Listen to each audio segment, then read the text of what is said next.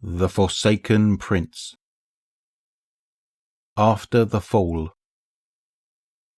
She is gone. He lives now in a state of perpetual dread. He hates the future because he fears it. He fears its emptiness, and he cannot imagine lonely eternity without her. As he staggers down the edge of a Martian chasm, he can feel the drop calling to him, begging him to join her, to end it all. The heat of the place soaks him in a sweat. The dead chassis of one of his old Crow drones slung over his back feels like it's compressing his ribs, pushing his lungs up against his sternum, expelling his breath. He needs the drone to fix his ship. Again, he must get off Mars. He must start looking for her. The weight of the Crow drone slams him down on hands and knees. His vision swims. Stars and shining harbingers soaring through the ring plane and a wall of terrible light. And he sees the moment the dreadnought took everything from him, the moment his sister finally, absolutely, utterly ran out of secret plans. That instant when all sound ceased and he screamed denial, and yet, in spite of his soul's pleas to die with her, reached for the deflection shield that saved his life. He crawls until he can rest in the shadow of a dead Vex block. He crashed in the Kandor Isles, not so far from the gate to the garden, the place where he saw another path for the Awoken. Why had Mara never accepted his invitation?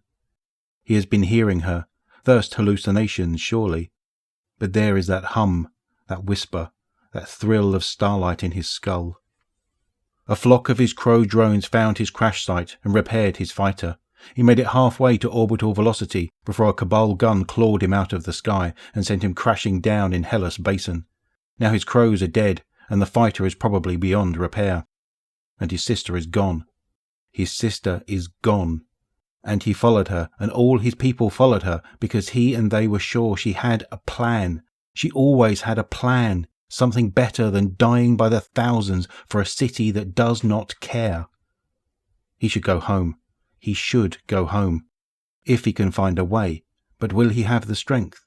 He cannot be the champion they loved. He cannot restore their faith in the purpose of the Awoken, or in his sister's design. He no longer believes. This world is a carcass now. The scars of the Guardian's passage.